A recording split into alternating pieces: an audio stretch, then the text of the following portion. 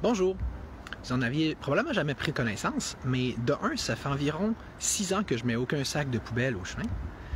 Et de deux, en 2021, j'avais à cet effet-là publié sur YouTube une formation d'au moins 2 heures, je crois, où en plus, j'annonçais que j'allais éventuellement ou prochainement publier en guise de complément et de supplément un autre livre virtuel.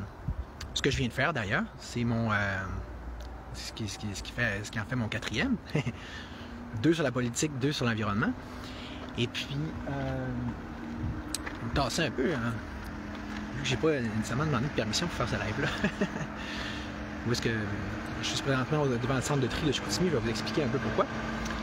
Et puis, l'autre chose que je voulais vous dire, on va laisser passer le camion un petit peu. C'est ça qui arrive, hein, faire un live dans un centre de tri. Ou devant plutôt. Donc, je suis désolé vraiment pour ceux qui l'attendaient encore, ce livre-là. Ça va avoir pris le temps que ça va avoir pris. Il y a plein de raisons à ça, peu importe. La bonne nouvelle d'aujourd'hui, c'est que il est fait, donc c'est fait. Et puis que, comme pour n'importe quel de mes autres livres virtuels, il suffit de me contacter en PV, que ce soit par courriel ou par Messenger, m'envoyer également une sorte de petite contribution volontaire par virement Interact. Puis après ça, on est en business. Disons qu'avec tous les efforts qu'il y a là-dedans, un petit 3 ou 4 $, ça serait pas cher à payer. Donc justement, c'est quoi les notes qu'il y a là-dedans? C'est essentiellement un recueil de notes organisées qui représente le fruit de plusieurs années de travail puis de recherche. Fait que donc les plus récentes entrées dans ce livre-là viennent de communication avec différents représentants ou représentantes de Ville-Saguenay. Mais l'essentiel des informations vient du directeur du centre de tri, que je vais avoir consulté directement pendant des années, jusqu'à ce que j'aie même plus le droit de faire ça. Ce qui fait de ces notes-là, ce qui rend ces notes-là encore plus précieuses, parce que ça en fait littéralement des informations privilégiées. Surtout que j'ai la forte impression, honnêtement, que c'est à cause de ces entretiens-là sempiternels que j'avais avec le directeur de la centre de tri que finalement la ville a dit, s'est trouvé à interdire de le contacter lui direct, comme je le faisais, pour nous faire passer plutôt par les intermédiaires officiels de Ville-Saguenay.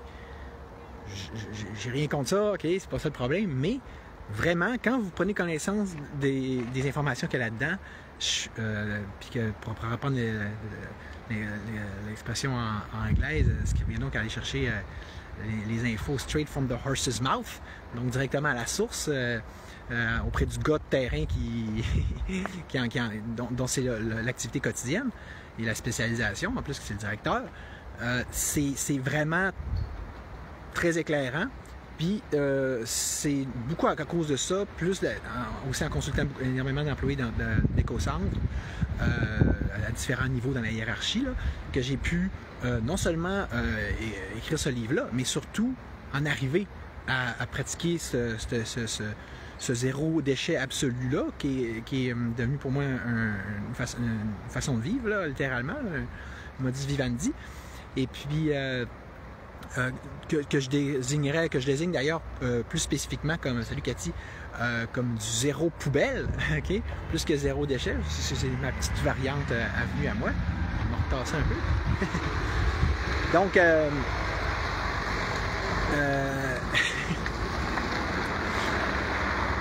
ça fait longtemps que je m'étais senti là, illégal. C'est parce que demander des permissions, souvent, c'est compliqué, puis en plus, là, je fais pas grand chose de si mal que ça. Fait que ouais, ben tu sais, c'est un peu dans le même esprit justement que j'ai fait ce livre-là. Je sais pas à quel point Ville-Saguenay serait content que je publie ces choses-là, mais vous savez que moi, ma première loyauté est envers la vérité puis envers l'information.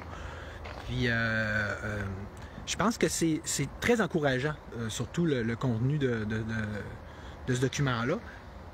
Notamment dans un contexte où on entend ça de plus en plus dire, là, à partir de toutes sortes de sources qui sont loin d'être les plus vérifiables, qu'on peut trouver sur Internet, qui sont généralistes, qui disent ça de même, que là, ça sert à rien de récupérer, que tout est jeté, ça. Vraiment, ben là, tu comprends, quand tu vas voir justement les personnes concernées, les spécialistes, les principaux intervenants, puis tu leur poses des questions spécifiques, ben tu te rends compte d'un que c'est pas des gens, eux autres, tu sais, quand t'en fais ton gang-pain comme ça, puis toi, t'es pas payé pour répondre aux questions, là, comme justement des gens qui sont dont la job, c'est l'exemple de répondre aux médias, puis tout ça, là. Les gens qui travaillent là, on s'entend que, surtout quand ils sont dans des postes plus élevés, c'est que l'environnement, c'est quand même quelque chose qui tend à être relativement important pour eux. C'est pas leur trip dans la vie de jeter pour jeter, t'sais. Puis, c'est ça, je pense que quand on lit, on s'en rend compte aussi, là. Puis quand il dit exemple que le taux de déchets ultime, là, qu'ici va finir par acheter, n'est pas plus que 10%, puis que ce 10%-là est principalement causé par les citoyens qui mettent des choses dans le bac bleu qui ne devraient pas aller là, ben déjà, c'est un peu plus encourageant, t'sais. Mais dans la formation, je vais beaucoup plus en détail de toute façon. Là, je ne veux pas me répéter d'ailleurs, ni pour mon approche globale, ni pour ce genre d'informations spécifiques-là. Je vous conseillerais vraiment de commencer par regarder la formation YouTube, c'est gratuit d'un. Et puis, si vous avez besoin d'aller un peu plus loin, ben là, le livre peut devenir intéressant, surtout qu'il est quasiment donné aussi. Et il me semble que je voulais dire quelque chose d'encore bien important. Hein? Mais comme d'habitude, c'est ça, hein, je prépare pas mes lives plus qu'il faut, fait que c'est ça que ça donne.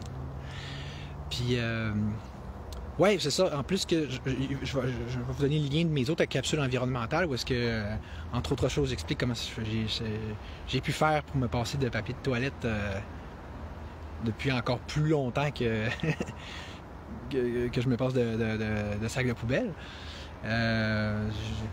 Je donne aussi une petite mini-formation de dumpster diving. Donc,